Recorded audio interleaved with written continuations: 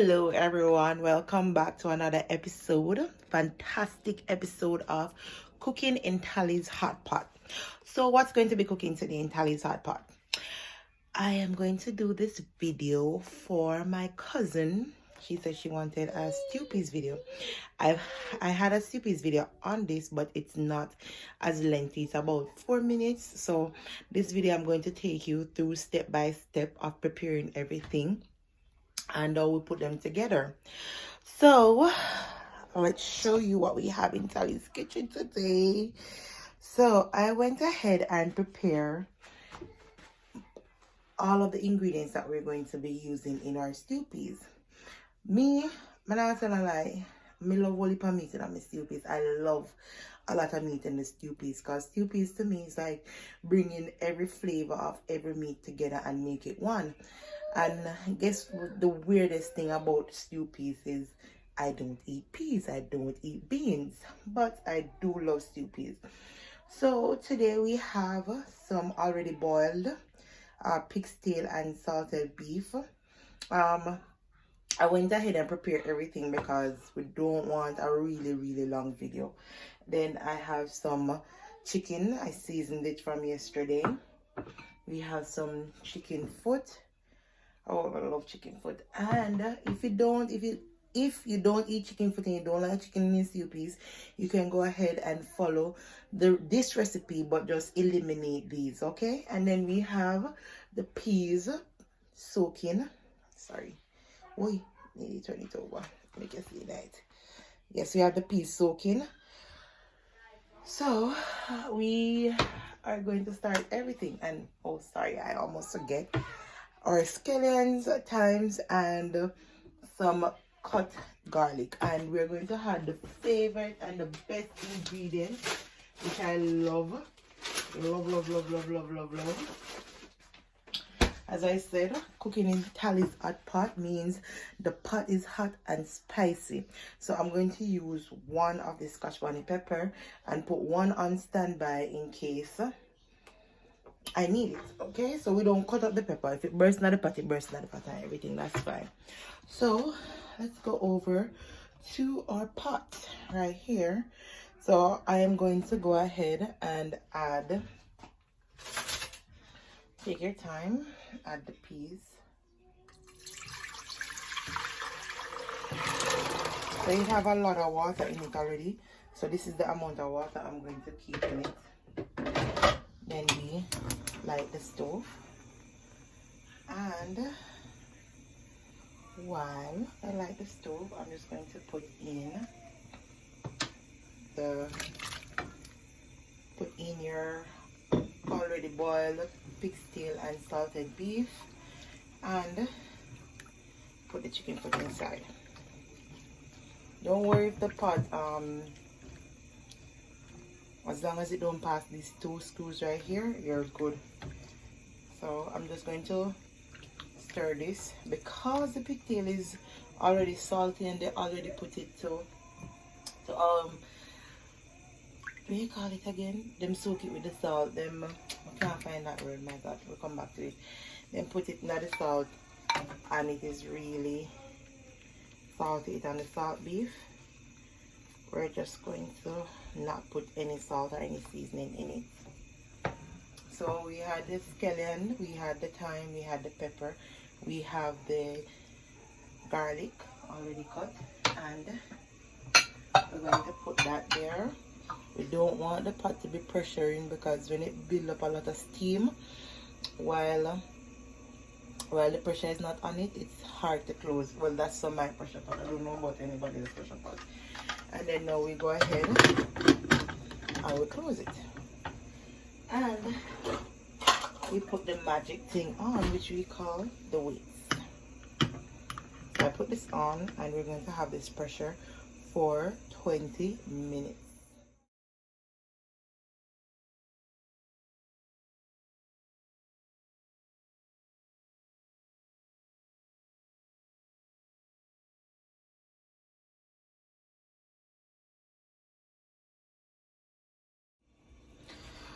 So while the pot is over there pressuring, I'm going to show you how I prepare the chicken for the stew peas. So I would like to, I always fry down my chicken and then put it in after, put it in when I'm going to put in the dumplings. So I just went ahead, got the frying pot, 1 cup of oil is fine. Nobody asks, how should I measure them? How should I measure them? Don't worry, I'm going to give you the measurement in the description box. As me say, I just go in with spirit. I grew up with my grandmother, and I tell you something. If me did mention anything about measurement, she'd have run me to our kitchen, and we never want that. So while we wait until the oil is hot, be careful, you know, because sometimes the oil tends to pop. I'm looking for my 2-teeth fork.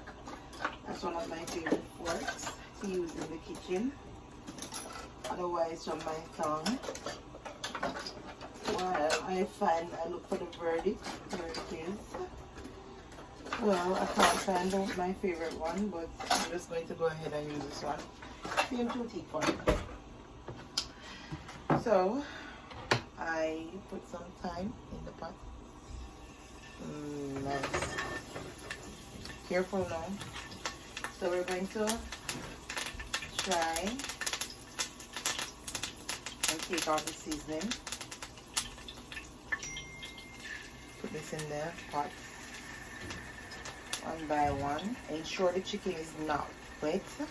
So that's why I try to season it from the night before, because when you do chicken wet and you put it in the oil, it tends to, you know, pop up and burn you, and we don't want that at all. So I put them in one by one.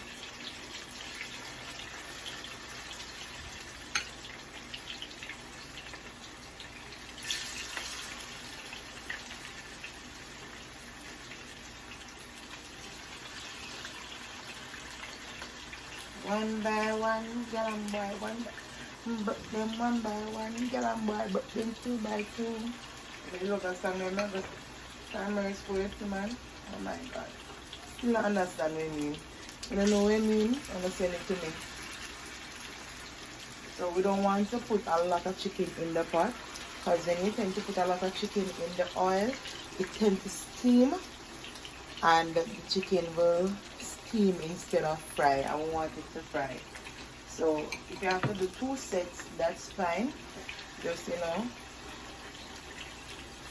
take your time. When you cook stew peas, you don't want to race and cook it, because, you know, you want the flavor, everything in it.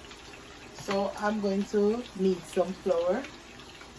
I love dumplings, so I'm going to use about 2 cups of flour. You know what? Make that 1 cup of flour, because I don't want a lot of dumplings in the pot, because it's not a big pot. Not a big pot of stew peas. So see, here we have. Put it right there. And the trick about this dumpling is, as I say, when I'm cooking stew peas, I don't put salt in anything, because the pigtail and the salt beef is already salty. Even though I boil it out, you don't want, better you add salt to it when you taste it at the end, more than, you know, you keep on adding salt to your chicken, to the peas, and to anything. Then you can't do anything about it. Because remember, them tell us to put chocho or tomato in the pot with salt or some vinegar, it's still a salty, and you never have that taste when you do it. So I'll need up my flour. Yeah, I love the good old-fashioned way I put my finger on inside. I need it. Yeah, add the water.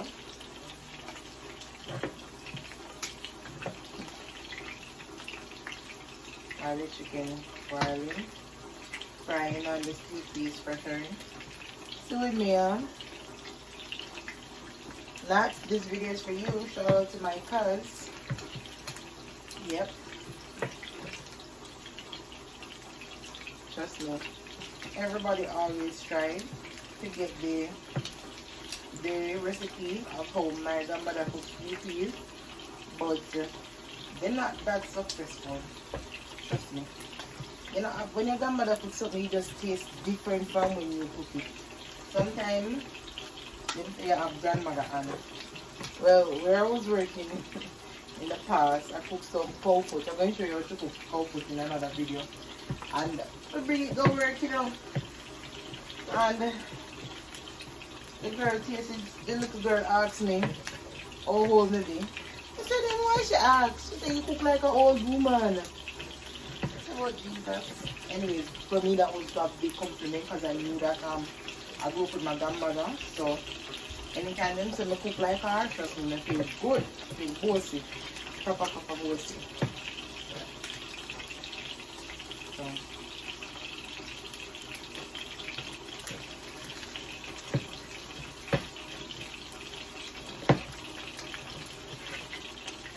You can smell chicken, trust me. It's nice to season your chicken from overnight when you're cooking. The marination really nice. Really smell good. Because you know you have garlic, onion, and then you have the thyme and fry. I love thyme, but my aunt is a bigger thyme fan than me. So, and then you can smell the pot about to be fresher.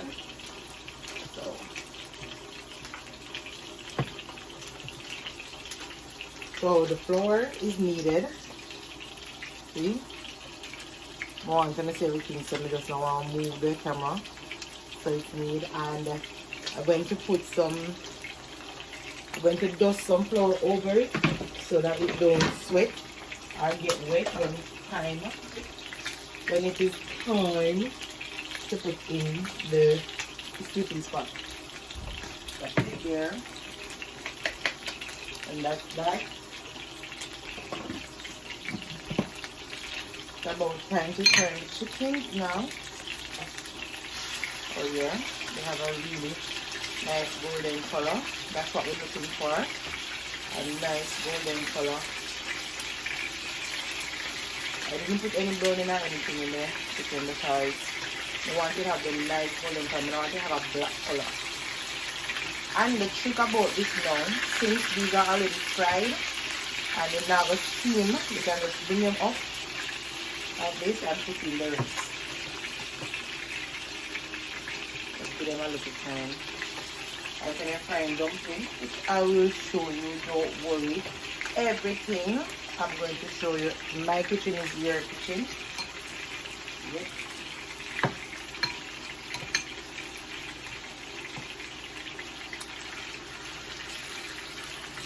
We'll have some few more pieces. So we will wait. Give this about another 10 minutes to fry. And then by that time, the pot is already pressure. And we can start putting everything together. Okay?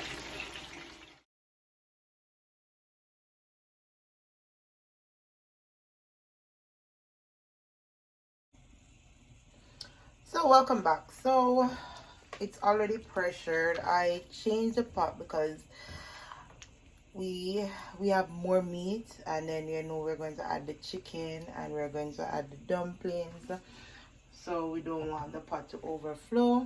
And I forgot to mention before earlier, if you're not a spice person, if the pepper, if you don't want any pepper in it, you don't have to put any pepper in it. And once you pressure it, you can take out the pepper. I took out my pepper just to show you. You can take it out, but I'm going to add it back because you know I'm a spice person. So I changed the pot, so I'm going to just finish taking out the peas and everything else that's inside. So you see the nice red look that it has. We're just going to wait for it to come to a boil. You can go ahead and put the chicken. Take your time, add the chicken and the seasons from before. You want to get every seasoning inside. Normally, I would have my kettle on if I need to add more water, which I don't want to add any more water because once it's boiled up and everything will just come down. So we're just going to cover it up. Let it come to a boil. Cover it up for about 5 minutes. Let it come to a boil. And we put this there. So the only thing left to be added to this now is the flour and our coconut cream. So let me just go back ahead and rub up the flour and everything. If the pepper bursts and you know I can't manage it, just drink water. I'm joking. Once the pot pressure, you can take out the pepper, okay? So you have to let the pot boil up before you put the dumpling inside, okay? So we need it firm up and everything. So just going to cut this. I'm using the coconut cream instead of coconut milk or anything. This I won't get a lot of water, excess water in it. So nice. What I normally do, I just take my knife, cut the desired piece that I want.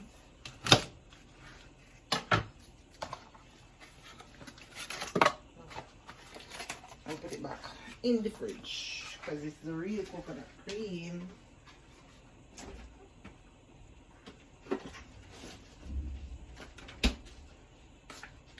See, we have it here. When we add the dumpling and everything, see, it's coming to a boil.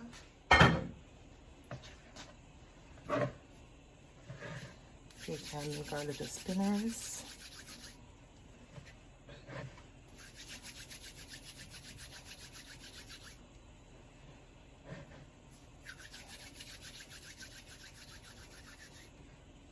You can make your spinners big or small, or where you prefer them.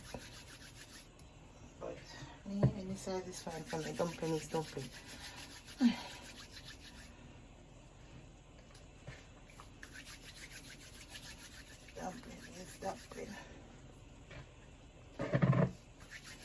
So because we fry the chicken and it's not cooked through, you want to give this some time to cook it through. So you're going to cook this for about 15 to 20 minutes. Dumpling and everything going to boil out.